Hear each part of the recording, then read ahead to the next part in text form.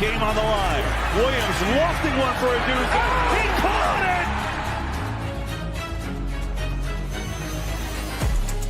it! You're listening to the world's #1 football podcast.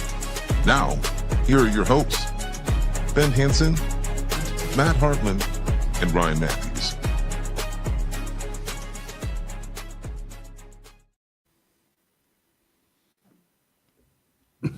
Oh, a lot to talk about, mainly one game. You're getting a very excited Ben, of course, but before we get into all of that, Matt, how are we doing?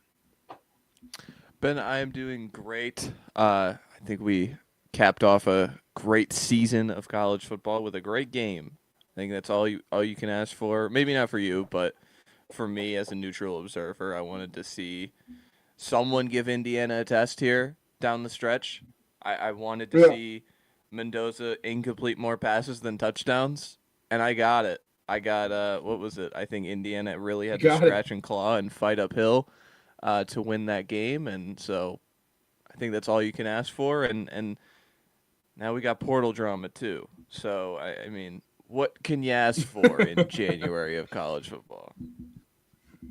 No, exactly. You really can't ask for much more here.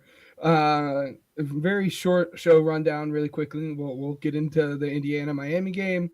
We'll talk briefly about portal stuff, and then we'll kind of just cap off what will probably be the last official college corner with just kind of overarching story that we love or that, I guess, course of the college football season.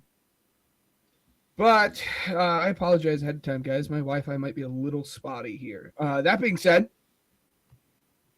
Indiana beat Miami 27-21. Of course they did, because it's the Indiana Hoosiers, the winningest program of all time, dominant powerhouse program, as we all know and love the Hoosiers as, right? No, but as you said, I mean, it was one hell of a game. And I really think it is beautiful that the game came down to a Carson Beck interception to seal it. Like there's no better script writing than that. It's a very poetic way for the game to come to an end. Carson Beck now is single-handedly the reason that Miami has lost all 3 of their games that they did this year, throwing 2 interceptions about their overtime games to lose. And then obviously this game-losing interception with 44 seconds left. Mendoza, that kid is a freaking warrior, dude. He was taking shots all game long. And when it mattered the most, the kid made the play. I was screaming, yelling at my TV. You guys weren't able to see it because I had no service because the town was taken over. I'm like, do not go for it. What are we doing? Go up 6 points. And then immediately was like, I should never question you ever again, Kurt Signetti. This is amazing. This is wonderful. This is fantastic. And then at that point, that's all she wrote. That's all she wrote. But before I dig into the actual stuff of the game, what are your thoughts? What did you see watching this game? Your emotions, all of that jazz. I mean, the up and down of it all.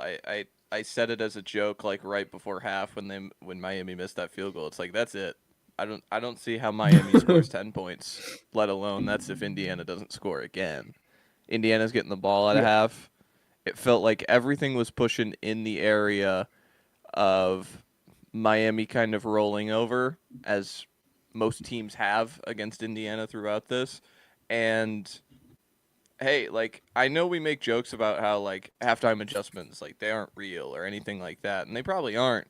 But you can't tell me Mario Cristobal wasn't in that room and said, listen, Shannon Dawson, Mark Fletcher, Malachi Toney. That's what we're going to do. And if we die on our sword with those guys touching the ball. Mark Fletcher had 4 touches at halftime. Toney had 3. They both finish in the double digits. Mark Fletcher has the big carry out of half where they forced a punt because of a Mendoza sack by I think it was Bain. I think Bain got the sack too. It was. And so you felt that momentum shift in the sport as you get a 50-yard touchdown, and it was like, all right, here we go. This is we're gonna have some fun here. And what was it? The blocked punt. I mean, that one is just. I think everybody on Miami's like kicking staff is to blame. 87, that fullback tight end, that personal protector. You got to throw the shoulder there, and then also like the punter. I'm not absolving the punter for all these like drifting right. Like let's drift and drift as far as we can. You got to get that out. That's the end zone. You got to get that thing out of there. He doesn't. Gets blocked. Michael Kamara, they said on the broadcast, didn't have a great season by his standards after last season. He was one of my favorite players going into this cycle for the draft. Didn't have a great season, but he has that play. He has that moment, and answered some touchdowns back and forth. Of course, like you said, the Mendoza play. That Mendoza play lives forever in Indiana lore, as it should. And even for him, like I mean, that's just in this sport. With the NFL, our stars are our stars, and those stars don't go anywhere.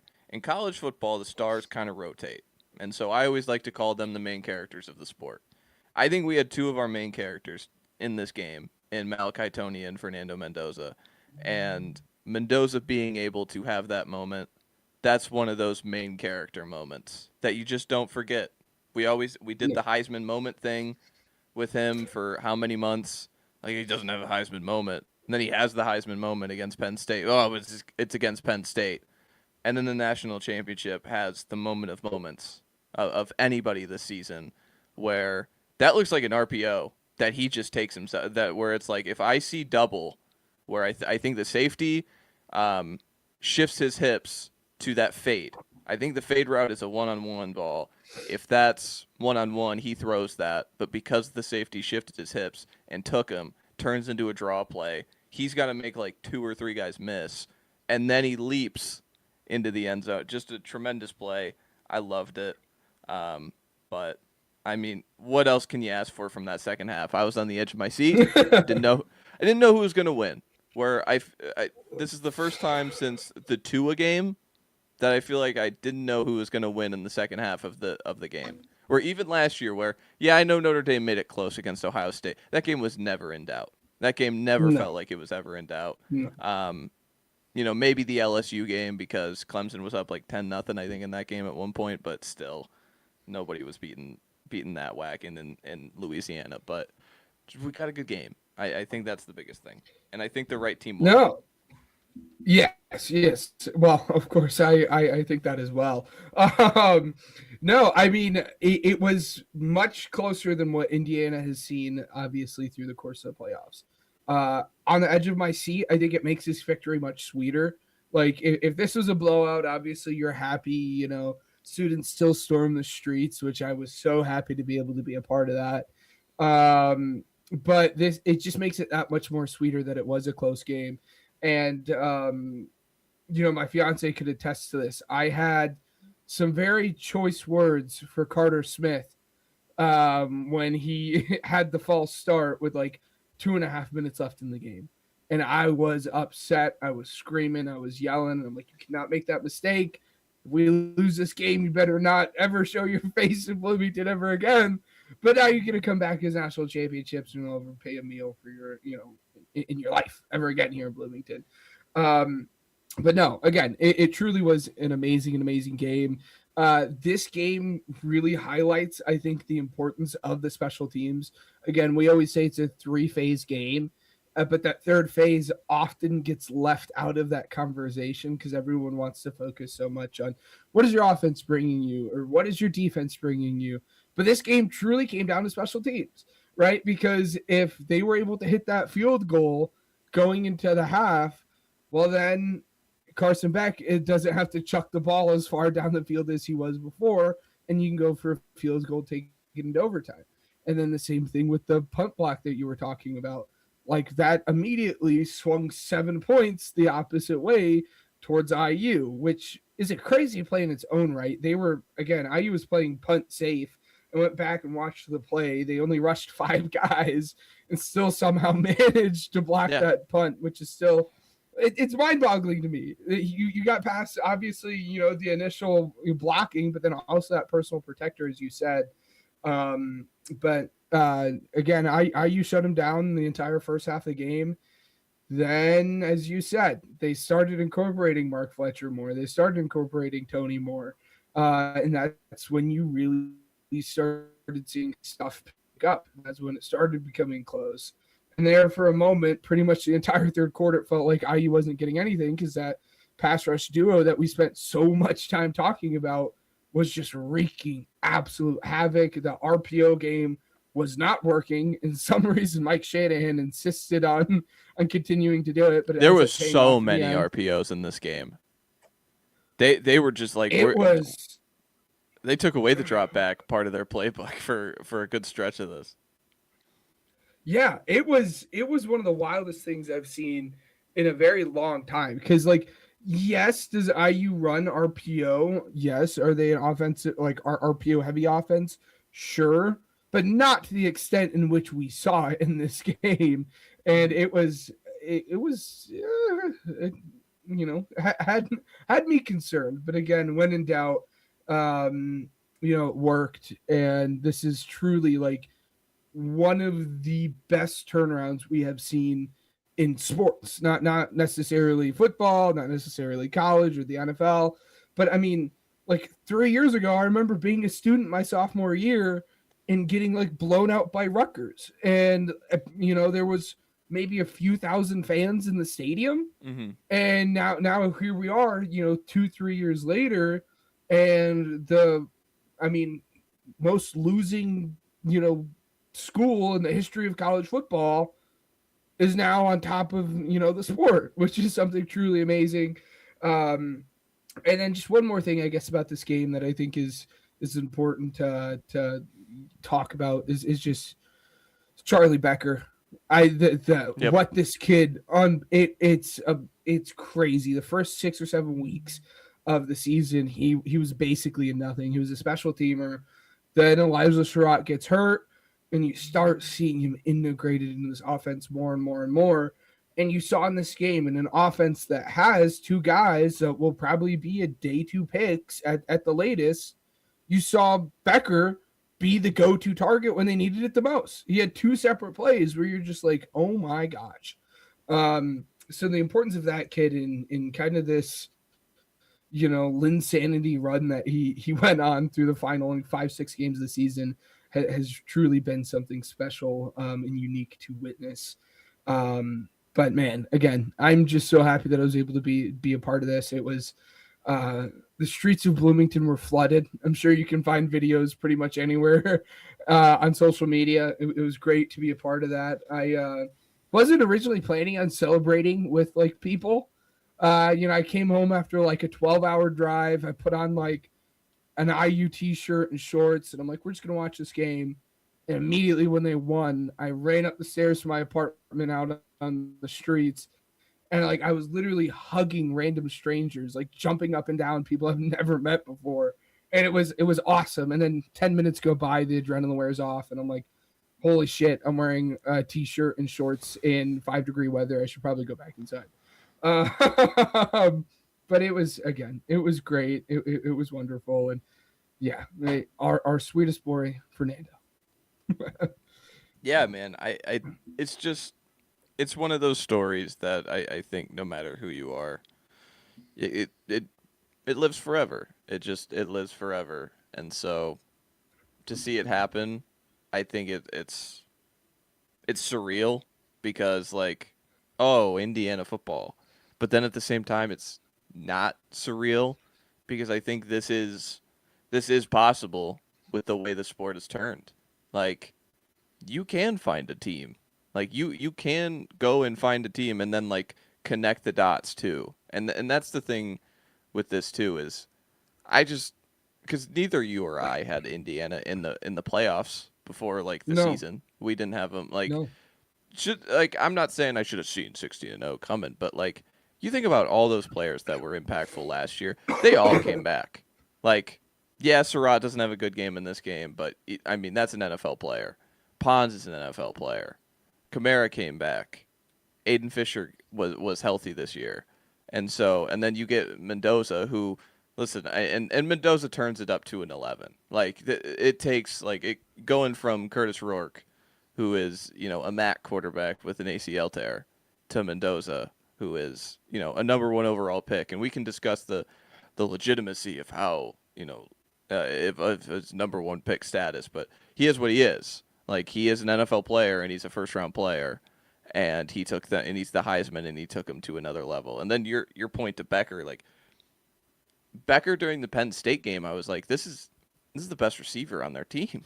Like, I mean, it was that simple. It was that quickly. It was like, this guy, you just do that boy moves different kind of feel. Like, he just does. Like, and he had the game against Ohio State where I think he had all the big catches downfield, and including the one to kind of seal it in that game too. So, again, for them to find Becker throughout this process, I think that's another point of emphasis. Like, it's like we don't win the championship if we don't have another, like, a third guy to kind of lean on, because I think that's what they did. I think they saw Surratt, like, he dropped one of those, not even like the third down where it was like in his hands and he kind of bobbled it. That one is just he's trying to turn up field too fast. That happens to guys all the time.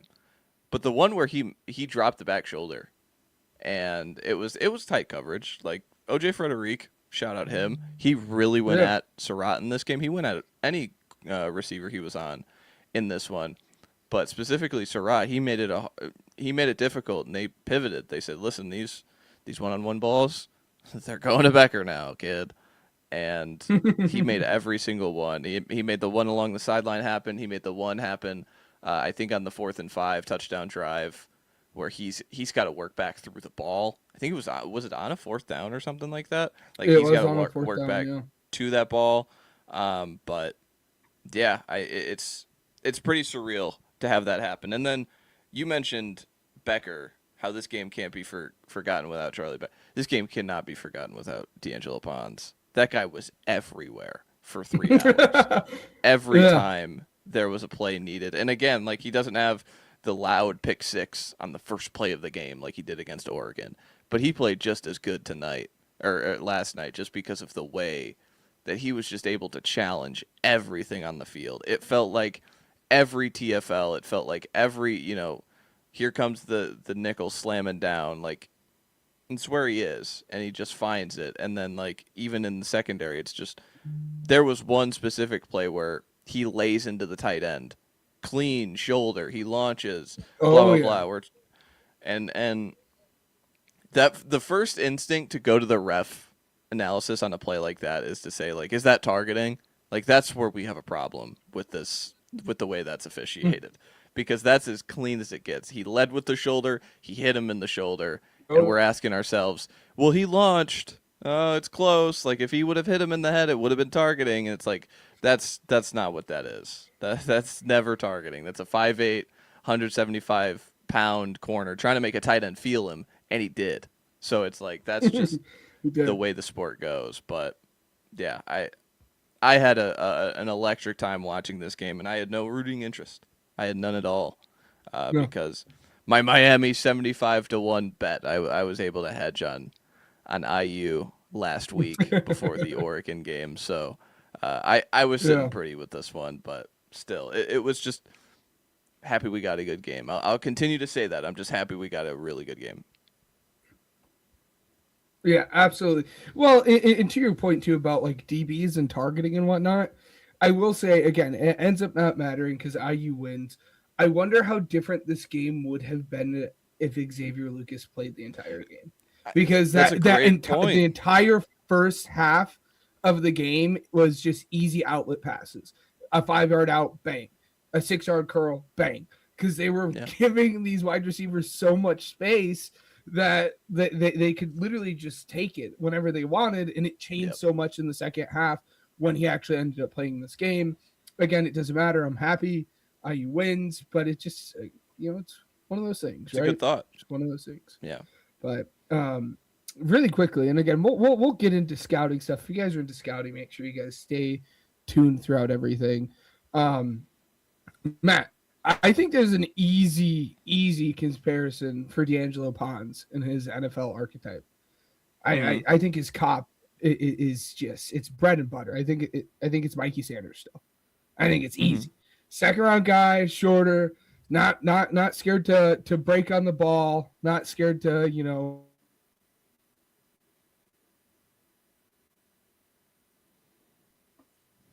oh, there we are. Not scared to break on the ball, not scared to get his nose dirty, all that. I mean, he reminds me so much of Mikey Sanders still. And despite the height issue that Mikey even ran into, he's 5'10", given Pons, 5'9", 5'8", we'll see. But I mean, regardless of Pons' height and size issues, I think this kid's going to be a stellar NFL player wherever he goes. It's going to be great. I'm looking forward to it. But that's the game, man. Again, it was a competitive game. We're happy to be here. I think that's all she wrote, unless you have anything else.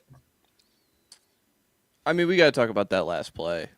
I think I don't think hit on it, and it's that's a cover 2 hole shot.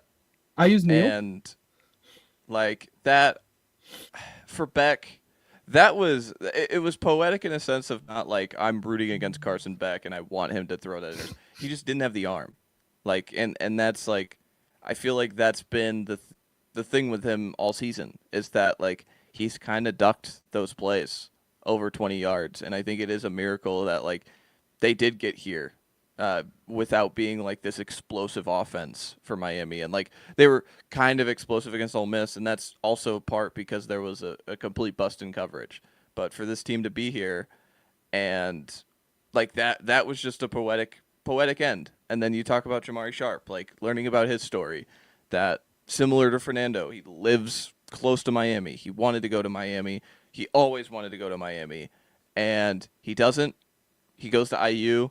And no, he's not one of these transfers mercenaries that everybody wants to believe that Cignetti just hired guns. No, this is the guy on the 3-win Indiana team the year before Cignetti got there, played in all 12 games that season, and he's making the play to win Indiana the championship. I think that's storybook. I think that's what's awesome. It could be Pons, it could be Fisher, it could be Kamara, it could be so many guys to make that play. There's a reason Jamari Sharp made that play. And I think that's pretty cool. And that's also, too, I mean, come on. They're in cover 2. It's a single high rotating to cover 2. We don't have a flat controller. Come on, Shannon Dawson. What are we doing? We know Carson Beck needs all the space he can get. But, I mean, yeah, it was just cover 2, and he rotates because he carries him because he doesn't have a flat controller. And just what a play. I think it's just an awesome finish to an awesome season for them. You just saying that just had me pumped up all over again. Again, storybook Cinderella, whatever way you want to use to describe it. It's again, regardless of whether or not you think this team is better than 2019 LSU, which I'm not going to get into because it's 2019 LSU.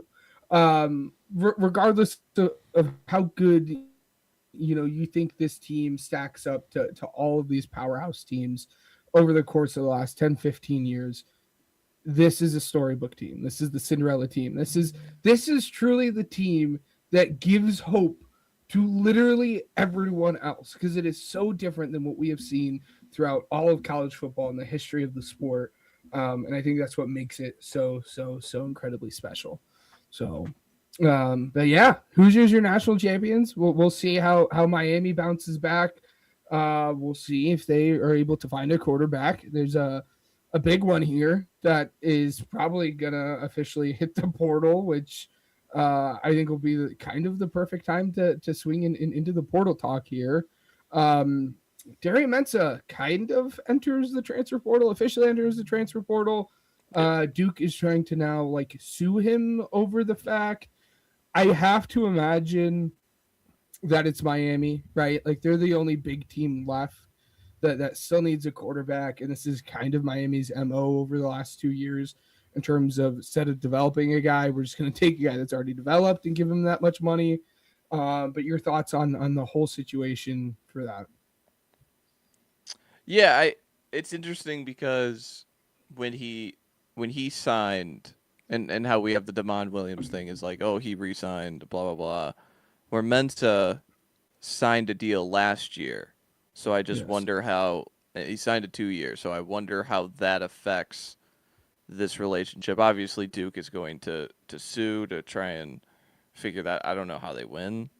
I mean, if there's no inkling of paper that says he's going to be there this year specifically, I think Miami overwhelming him with funds would happen. But yeah, I mean, Miami, you said it. Like, this is the domino that they needed. There was nobody else in the portal outside of, I mean, like Parco Navarro, and Alberto Mendoza hits the portal today. Like, there's not really. Yeah. Or they're going to, were they going to keep Everett Williams, who's been on the roster since like I think Cristobal's first recruiting cycle. Like, they were really going to go to a drastic turn if they didn't get Darian Mensah, and luckily for them, they don't have to. I thought it was going to be C.J. Bailey. I thought there was going to be a last-minute pivot to C.J. Bailey, and they were going to get him. But they don't. So, good for me, bad for Duke. But it's the way the cookie crumbles, right? I mean, it's you can't really stop tampering in the sport right now, and you know who's tampering and you know who's not. And you could just overwhelm funds sometimes and say, they're paying you that. Okay. All right. And we'll pay you this. And it's like, oh, okay, sweet. So, yeah. What are your thoughts on it? No, I mean, if they're able to get him, I think it's a fantastic move. I mean, I think over the course of the season, even before the season when he was still playing at Tulane, I mean, I think we had done a very good job of making our thoughts and opinions on Darian Mensah known. We're both big fans of him, big supporters of him. But it's just, again, it'll be a weird situation because I think this might kind of almost be a precedenting situation, right? Like, because it goes back to the NIL stuff. You signed a 2-year deal. What is the NCAA going to do about it now? Because moving forward, this could swing a lot of things. Because this is going to be like, nope, you're locked in, you signed it, or no, you're going to have to kind of sign these players every single year to ensure that they stay. On the whole Duke side of it, though, like we can spend our time talking about Miami or whatever, team ends up getting him. But on the Duke side of it, how do you, like, what complacency had to take place for him to get out of the building and not sign, right? Because this is such a late addition to it. Like, you had to have known that, like, a team was going to be sniffing around, whether it was Miami or another team, to try to get this guy because he has that level of, talent. And Duke is, I hate to say it, Duke. I mean, I know they're the ACC champions or whatever, but you had to know that they were gonna, a team was gonna go around. So I think a lot of the blame has to be on Duke for not, doing what they need to do to keep this kid within the building. But again, I'm just interested to see what the decision ends up being, and whether or not the kid ends up staying at Duke or not. So you touched on the other big, like, portal, and I kind of air quote big, as much as I love Alberto, and like as much as this season wouldn't have happened without him, because I mean he's the whole reason Fernando came to IU in the first place, because Alberto was like, come here, it's amazing over here. He hit the portal again. Early swirls are Georgia Tech. I haven't seen much, but that's what Matt has seen. I'll be interested to see if it's Georgia Tech or another team. I think it'd kind of be fun if he ends up going to Miami, because you have all of, like, the whole thing with Fernando. Like, he played in Miami, it didn't get an offer from Miami, and now they have maybe a chance to right their wrongs. I don't know if Alberto is that level of quarterback. That's why I kind of air quote the big name there when I say that. But I'll be interested to see what happens there. And then speaking of portal names, not a new addition, but have you seen everything that's going on with Jordan Seaton in everything with the video? That has caused quite the uproar on social media. Yes. The transfer video, right? Yeah. Yeah. Yes. I know the lore of the transfer video. It truly is amazing. For those who do not know, Jordan Seaton's like went to the Colorado media team, was like, hey, can you make me like a hype video, like along the premise of like, I'm staying. But then turn around and used it to announce that he's actually leaving. And he had the Colorado media team make him a video saying that he's leaving Colorado. Like, I think it's very simple. Like, hey, let's not do that. There's a lot of things that like you could have been just fine doing, but you decided on doing that of all things. Yeah. It'll be interesting to see who ends up getting him. Mississippi State was like one of the teams that were like in conversation there for a second, which was a little bit head scratching. Like, I don't know why you're leaving Colorado to then go to Mississippi State. But now the bigger names have kind of come out: LSU, Oregon. Those are the teams that are making the push on him. But any other transfer stuff that I left out? Anything you want to talk about? No, it's really just sitting there. Like I think I mean, it's close, so no one's going to hit it after the fact now, unless you're a Miami or an IU student. That's why you see Alberto Mendoza hit today. But I mean, it's all eyes on Seaton. Frankly, like Seaton, what was it? He had an LSU visit very recently. Miami was in there. You mentioned Mississippi State. He canceled a visit to Oregon.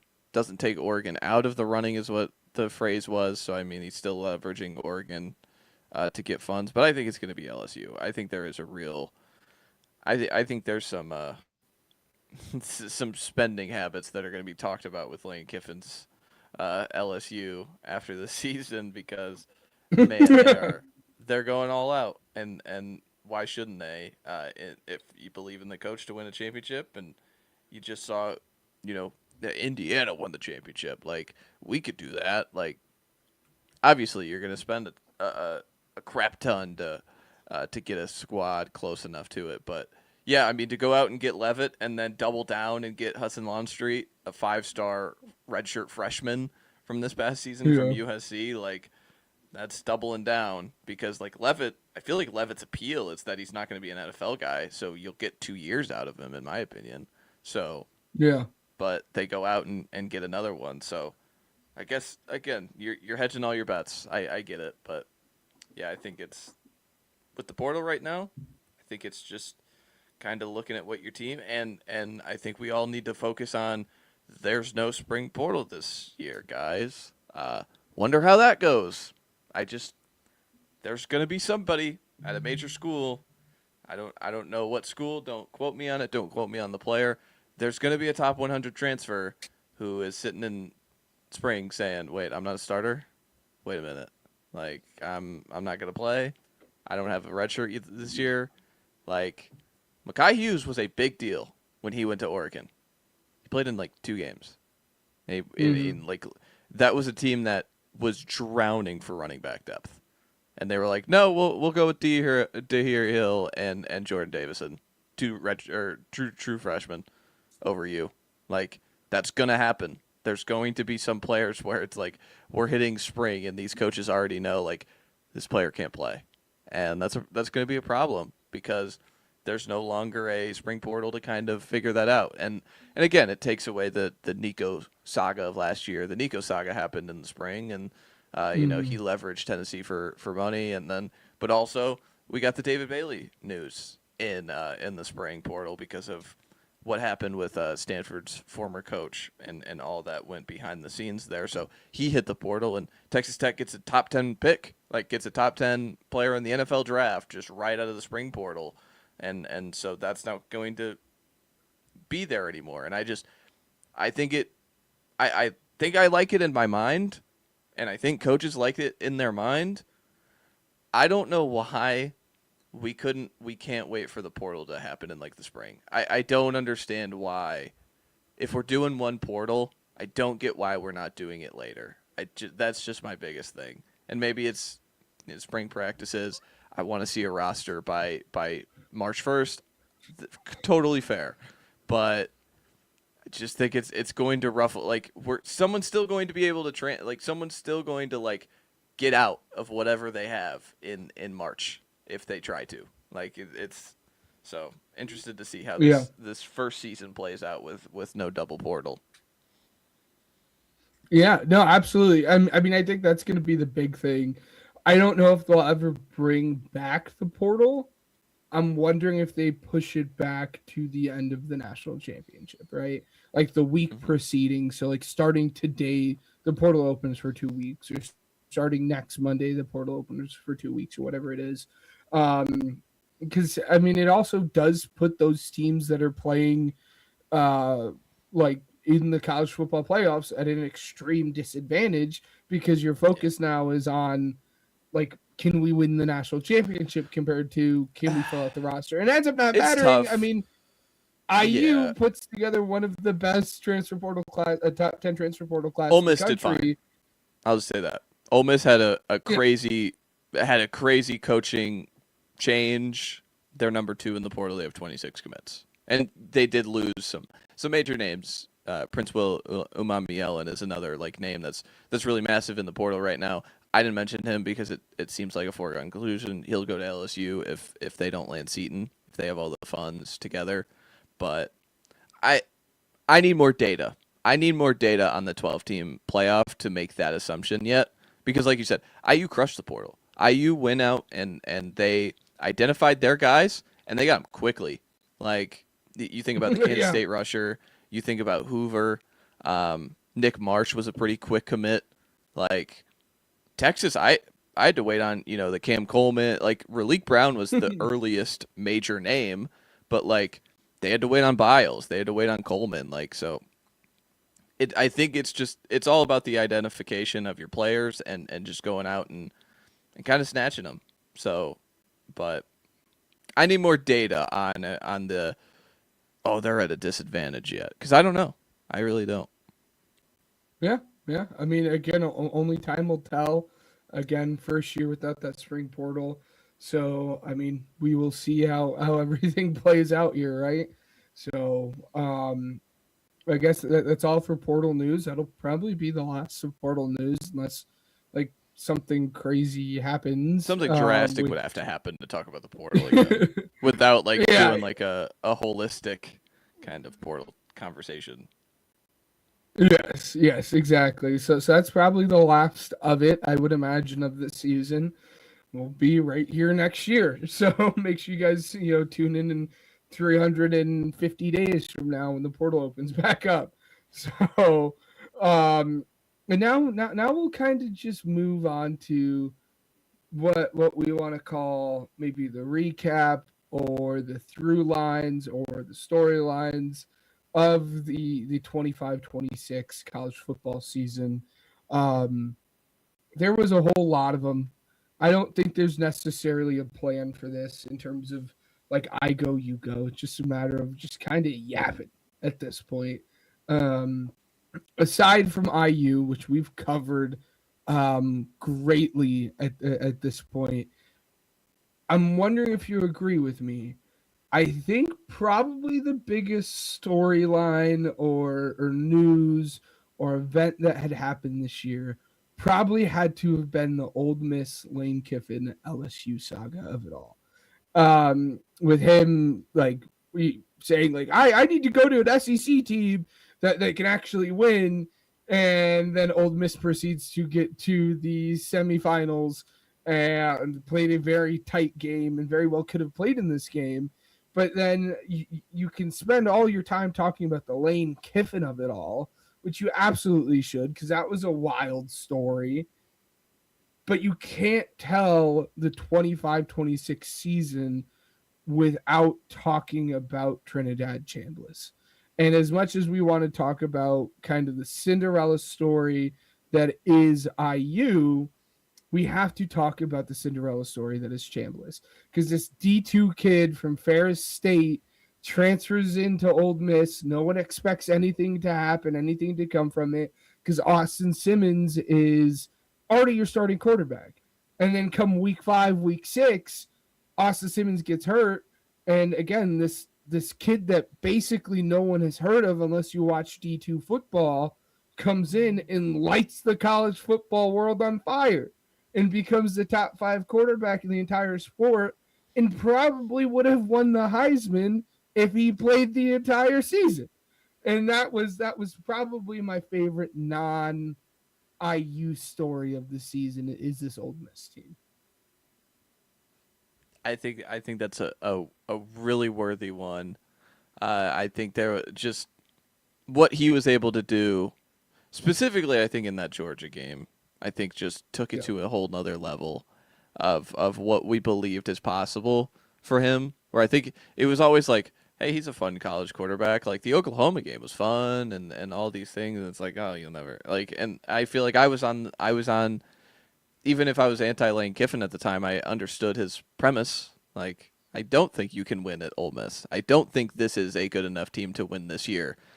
So, yeah, I do understand taking the LSU job. That's a job that, you just don't take, or you don't leave and you don't decline. Yeah. Like, the only one to really leave is Saban, and he went to the NFL and he went on game day this year and said it was the greatest mistake of his life. So again, like LSU is one of those jobs, but still, like for LSU, for Ole Miss, what we talked about is like to just be there in spite, just be there in spite, and some of the leaders of this team very publicly being like, yeah, he's a liar. We didn't want him here anyway. I think we got a good guy in Pete Golding here, and like both the major players resign, like Chambliss and Kawan Lacey, hopefully are both back. Like Chambliss is really pushing to come back, and I think he will. But pretty interesting stuff. But my number one storyline, it's probably not everyone's number one storyline, but how did Bill Belichick's 33rd team play out this year? Because we don't get many connections to the NFL to college football, but Bill Belichick at Chapel Hill was one of the bigger, one of those storylines going into the year, and called it the 33rd team. And Michael Lombardi is, what was it? They had how many transfers? They had like almost 80 transfers or something like that. It's just 80 new players, probably, is what I'm misrepresenting. But they were terrible. They were not good, like fundamentally. They were not good, like just schematically. They fired Freddie Kitchen to bring on Bobby Petrino now, which is awesome for everybody. But I was always skeptical of year one with Bill Belichick, because I think the biggest thing with the NFL with him was his find and scouting ability. How are you going to do that year one? And how are you going to do that in this new age of college football, where if you develop anybody at North Carolina, they're going to play at Miami, or they're going to go to LSU, or they're going to go to Ohio State. Like, that's my part that I'll never forget going into the season, where it's like, yeah, this is going to be great. This is going to be great. Gio Lopez is a good player. He won the Sun Belt like Rookie of the Year or whatever last year. And it's like, wait a minute. Like, Bill Belichick's not like this rah-rah, like figure it out on the fly guy. Like, this needs to take time. He needs to develop people, and he develops players to get them to the level that they need to get to. How is that going to happen in year one? And obviously they crash and burn. They go 4-8, and it's kind of an afterthought, kind of not, because like, what if this crash and burns again? I think that would be interesting, because that's another part of this, is that Cignetti's rise, we all in going into this year wanted to attribute it to like, this is going to be Bill Belichick. This is what Belichick's going to do. He's going to come to the minor leagues and he's going to dominate. And like, realized very fast, like, I don't know if he's built for it. I think he's trying to get back to the NFL. Don't think he's going to. So let's coach again at Chapel Hill. So I think that's my number one storyline going. It was my number one going into the year. I just wanted to see how it would work. And I'm happy to be on the right side of like, yeah, this is not going good. And I don't see a world where it does finish out well. To be frank, that wasn't even something that was on my list, not because I don't think it was worthy of it, but because I forgot about it, because it went so bad so quickly. Like, I remember the hype of that first game, and we're like, what is this going to be? And then like after the first quarter of the first game, you're like, okay, this is gonna be like a garbage fire. Like there's no need to figure this out because we already know what happens here. And it truly is like different. It is very, very hard to be a college coach because it's not like it in the NFL. And yes, we are shifting more towards that where you can just kind of say like, hey, come here because I'm going to pay you money. But it is so much different in college, sports, because you now have to then go and sit in the living room of a family and say like, you should come here, and you have to convince them rather than the NFL. You can be like, here's this money, all right, go, and I can just scream and yell at you. You can't do that with college kids, right? It did end up so horribly, horribly wrong, to the point that again I like virtually forgot about it until I forgot that he was the coach at UNC until I saw him on college game day, like dressed in the baby blue, and I'm like, oh yeah, you are coaching college football now. Oh, that is beautiful. That is beautiful. This one's gonna be a little bit more niche, and I am definitely stealing your thunder here, and that's all right because I fully expect you to piggyback off of everything that I am saying because this surrounds your team so much. But one of my favorite storylines over the course of the season was Arch's development. Because through the first 5 weeks of the season, everyone was like, holy shit, this kid is actually kind of bad at football. Like, what is going on? We had Texas as the number one team in the country. He was the odds-on favorite to win the Heisman. And, he's actually just garbage. And everyone was so quick to write this kid off and be like, well, he's bad. He's not good. Joke's on you guys. But then over the course of the season and as it goes on, you're like, okay, well, wait a minute. Maybe this kid is actually good. Maybe he didn't quite live up.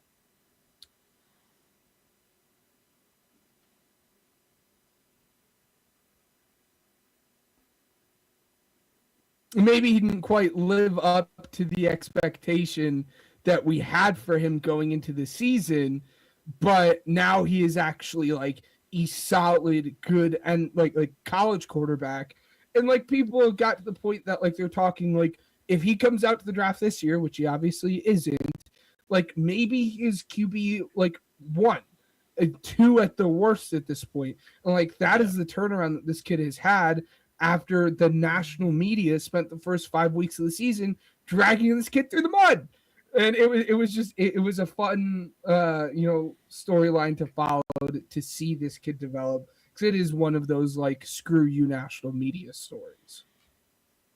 Yeah, the biggest thing with that was I always understood that it could be rocky, especially going on the road against Ohio State.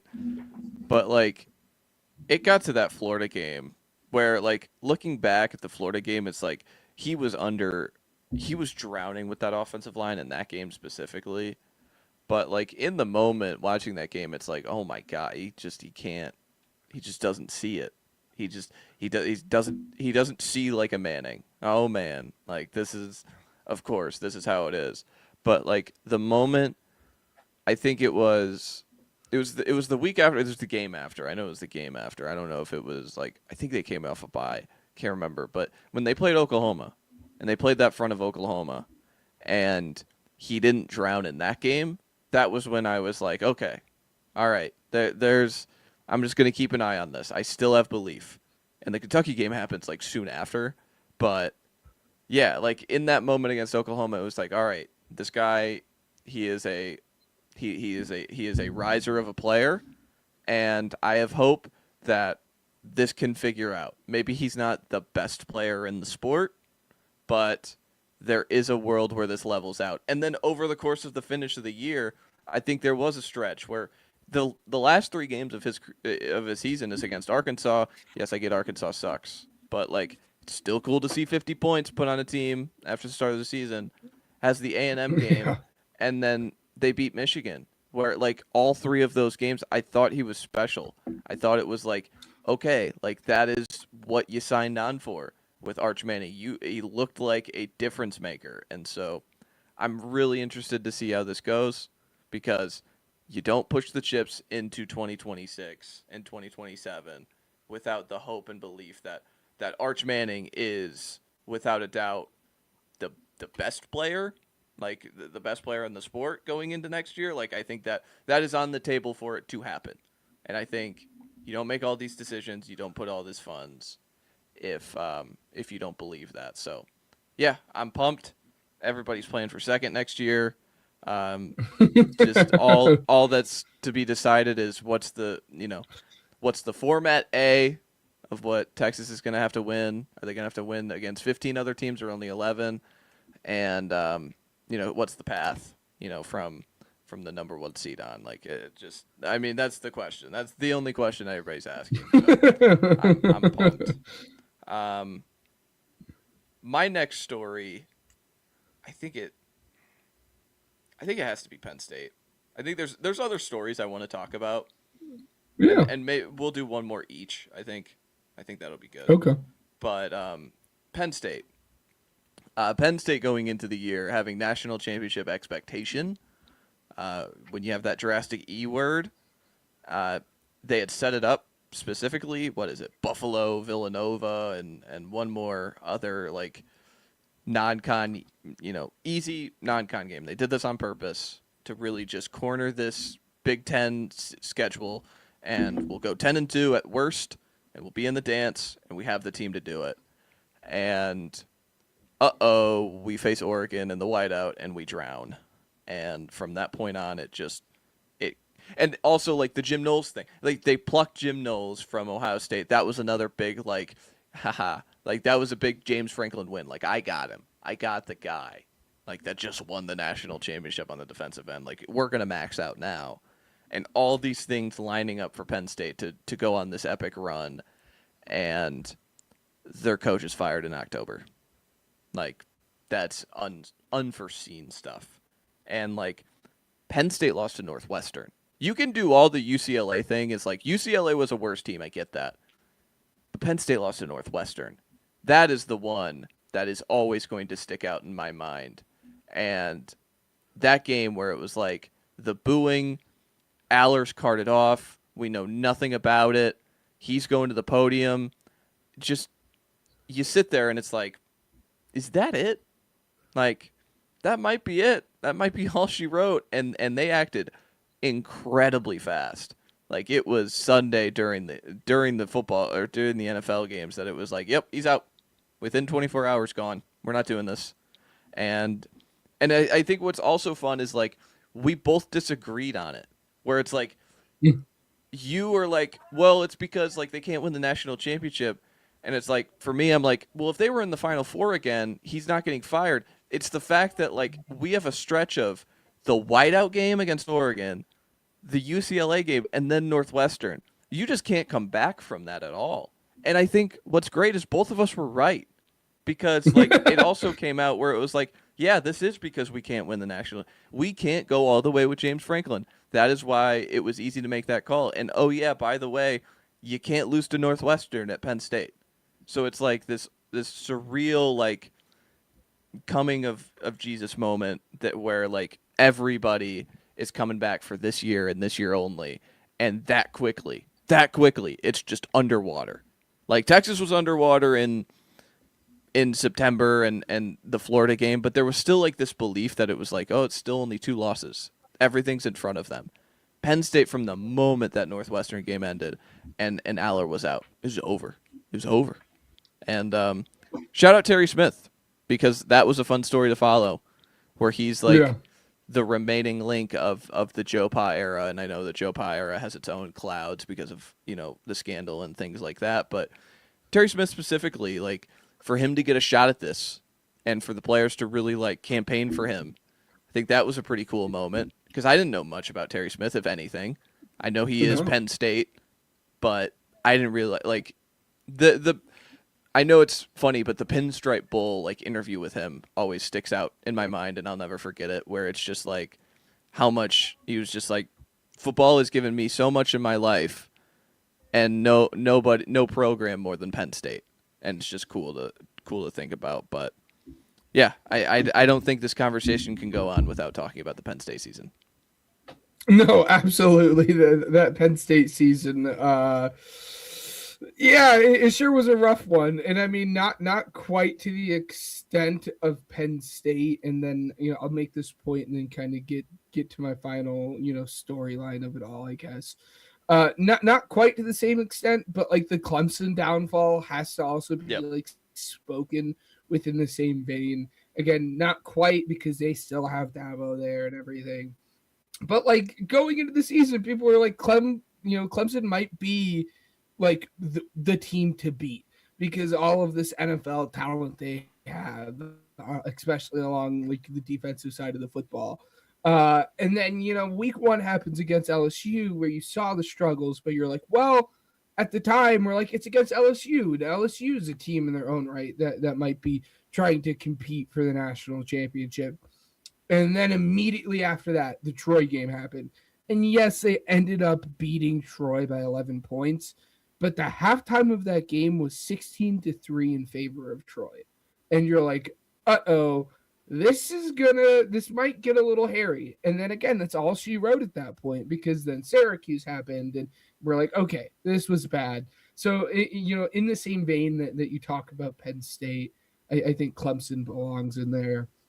And then I'll cap it off with kind of my final storyline that I thought was fun. And this is a fairly recent one. This one's a through line, but Notre Dame and their opt out. That was a very, very, very big talking point. And again, you look back on it and you can say, well, the committee like kind of got it half right because Miami did end up going, to the national championship and good for them. But then on the other hand, you could be like, well, yeah, Alabama might have won week one, but they absolutely got curb stomped in week two, the college football, playoffs.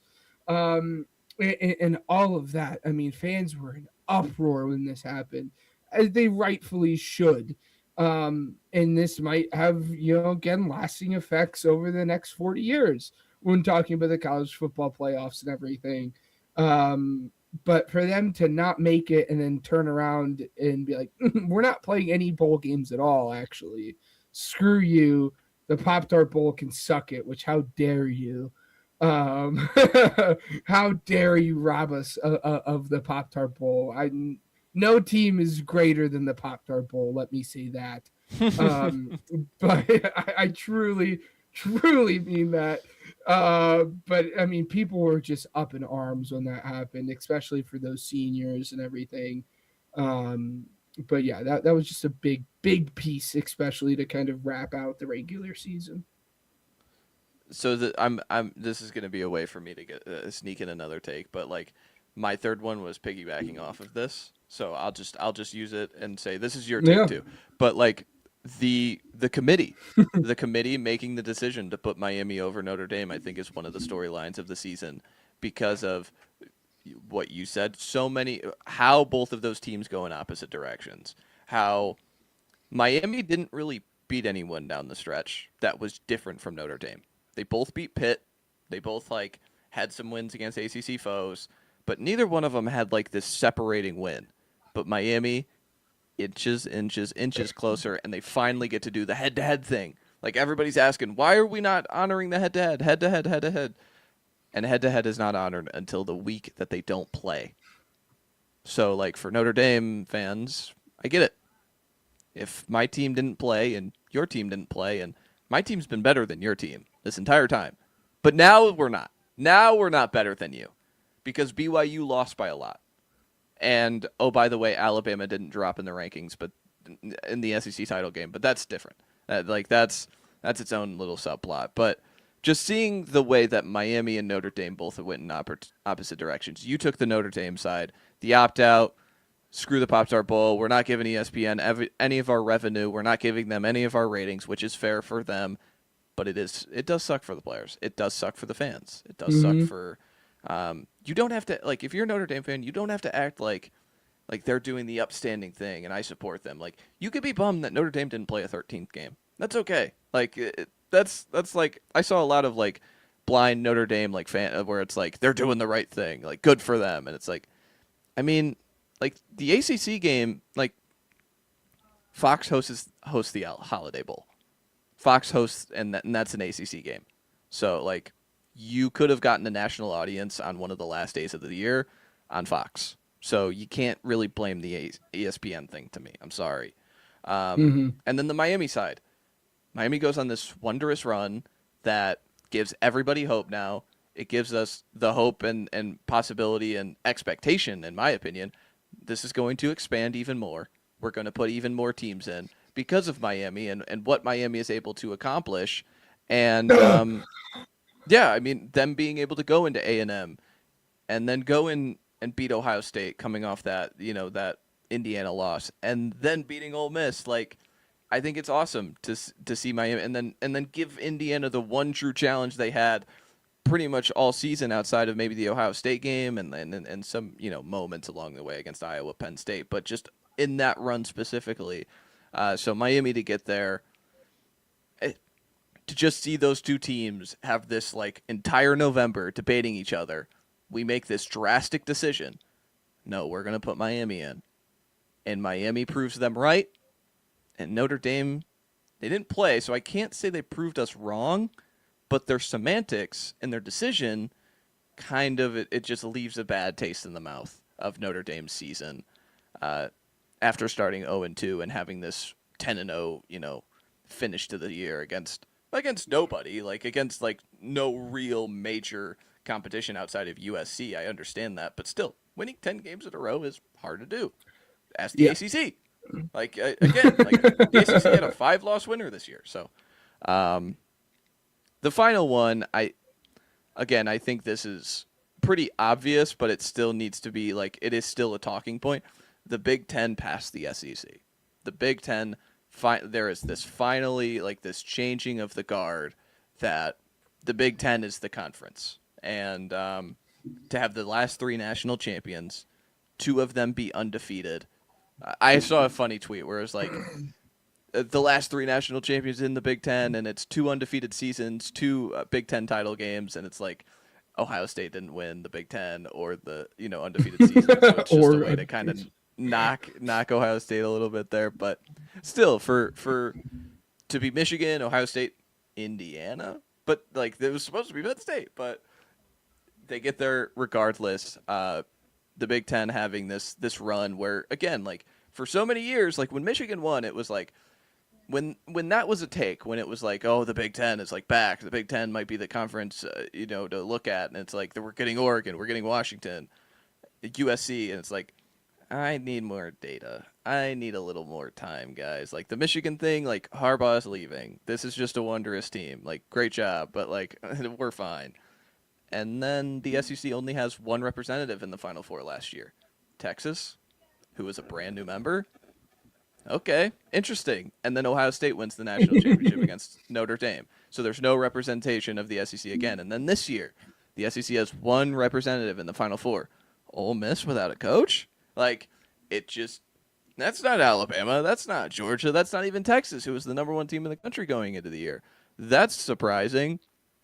And once again, they don't have a representative in the national championship where the ACC kind of de facto gets a second because Notre Dame could be classified under the ACC and Washington is Pac-12 to Big Ten. So it's like there is this stretch that since the TCU game, this TCU blowout by Georgia, the SEC hasn't had a team in the national championship after so many years of being like, we put all the teams in the national championship. Look how good we are. And I don't think it's like hard to like make that decision. Like I do think the SEC is the deeper conference. I think from top to bottom there is better talent. The recruiting rankings, the transfer rankings, whatever you want to look at, there is better talent. But you can't argue the top end talent.